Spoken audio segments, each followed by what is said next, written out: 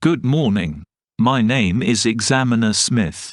Can you please tell me your full name? Good morning, Examiner Smith. My name is Lily Rose. Nice to meet you, Lily Rose. Can I see your identification, please? Certainly. Here's my passport. Thank you, Lily Rose. Now, let's move on to the questions. First, let's talk about your hometown or where you live. Can you describe your hometown to me? I come from a city called Brighton. It's located on the south coast of England. Brighton is known for its vibrant atmosphere, diverse culture, and beautiful beaches. The city has a rich history and is famous for its iconic Brighton Pier and the Royal Pavilion, which is a stunning architectural landmark. That sounds interesting, Lily Rose. What do you like most about your hometown? One of the things I like most about Brighton is its lively arts and music scene. The city hosts various festivals and events throughout the year, showcasing talented artists, musicians, and performers from different genres. It creates a dynamic and creative environment that I really enjoy being a part of. That's great to hear, Lily Rose. Are there any traditional festivals or events that take place in your hometown? Yes, Brighton has a popular event called the Brighton Festival. It's an annual celebration of arts, music, theatre, and dance. The festival attracts artists and performers from around the world, and there are numerous exhibitions, concerts, and performances held throughout the city. It's a fantastic opportunity to experience different forms of art and immerse oneself in the vibrant cultural scene of Brighton. Thank you, Lily Rose. That sounds like a wonderful festival. Now, let's move on to another topic. Let's talk about your family. Can you tell me a bit about your family? Certainly, Examiner Smith. I come from a small family. I have my parents and one younger sister. My father is a teacher, and my mother works in a bank. We are a close-knit family, and we enjoy spending quality time together, whether it's going on vacations or simply having meals and engaging in conversations. That's lovely, Lily Rose. Do you have any specific traditions or activities that you do as a family? Yes, one tradition that we have as a family is celebrating birthdays and special occasions together. We usually have a gathering at home, prepare a special meal, and exchange gifts. It's a time for us to come together, express our love and appreciation for each other, and create lasting memories. That sounds wonderful, Lily Rose. Thank you for sharing. Now, let's move on to the final topic. Let's discuss your hobbies or leisure activities. What do you enjoy doing in your free time? In my free time, I have a few hobbies that I find enjoyable and relaxing. One of them is playing the guitar. I love the process of learning new songs and melodies, and it allows me to express myself creatively.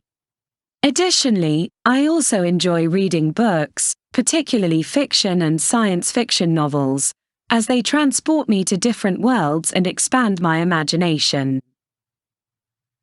That's great, Lily Rose. Playing the guitar and reading books sound like wonderful hobbies. Well, thank you for your answers today, Lily Rose. It was a pleasure speaking with you. Thank you, Examiner Smith. It was a pleasure speaking with you too. Now, let's move on to part 2. I'm going to give you a topic and I'd like you to speak about it for 1 to 2 minutes. You'll have 1 minute to prepare. Here is your topic. Describe a memorable trip you have taken. Please start speaking when you're ready. Thank you, Examiner Smith. The most memorable trip I have taken was a backpacking adventure through Southeast Asia. It was an incredible journey that lasted for 3 months. I had the opportunity to visit Thailand, Vietnam, Cambodia, and Indonesia. During this trip, I explored vibrant cities, breathtaking landscapes, and immersed myself in diverse cultures. One of the highlights was visiting the ancient temples of Angkor Wat in Cambodia. The intricate architecture and historical significance of the temples left me in awe. I also enjoyed the beautiful beaches of Thailand and Vietnam, where I spent relaxing days sunbathing and swimming in crystal clear waters. The local cuisine in each country was a delight to my taste buds, from the delicious street food in Thailand to the flavorful pho in Vietnam. Furthermore, I had the opportunity to interact with local people, who were incredibly friendly and hospitable. I learned about their traditions, customs, and way of life, which further enriched my travel experience. Overall, this memorable trip allowed me to step out of my comfort zone, embrace new experiences, and gain a deeper appreciation for the diversity and beauty of Southeast Asia. It was a transformative journey that I will cherish for a lifetime. Thank you for sharing, Lily Rose. It sounds like an incredible adventure with unforgettable experiences. Now, let's move on to part 3. In part 3, we will discuss further aspects related to travel and tourism.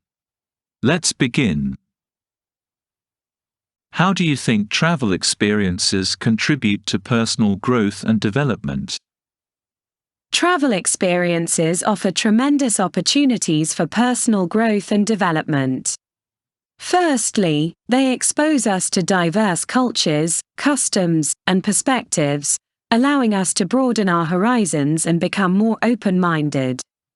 We learn to appreciate and respect different ways of life, fostering tolerance and understanding. Secondly, travel pushes us out of our comfort zones and encourages self-reliance, adaptability, and problem-solving skills.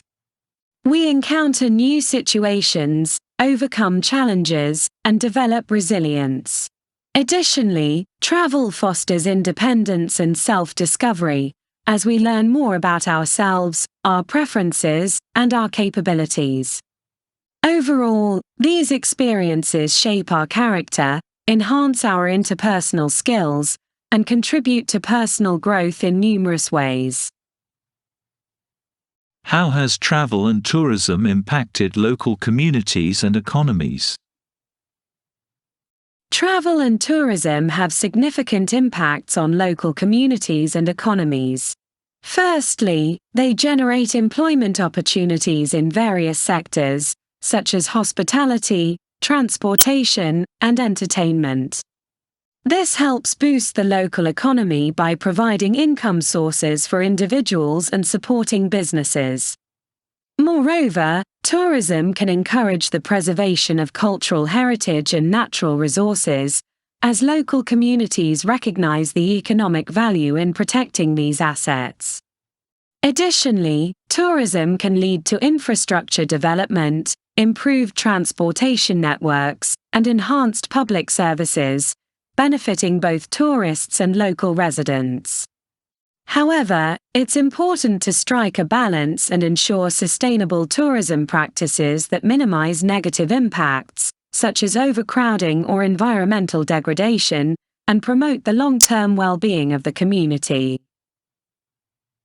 What are the advantages and disadvantages of mass tourism? Mass tourism has both advantages and disadvantages. On the positive side, it stimulates economic growth by attracting a large number of visitors, resulting in increased revenue and job creation. It can also improve infrastructure, transportation, and public services in popular tourist destinations. Mass tourism allows for greater accessibility and affordability, enabling more people to experience different cultures and destinations. However, it can also lead to overcrowding, strain on local resources, and degradation of natural and cultural heritage. It may result in increased pollution, traffic congestion, and loss of authenticity.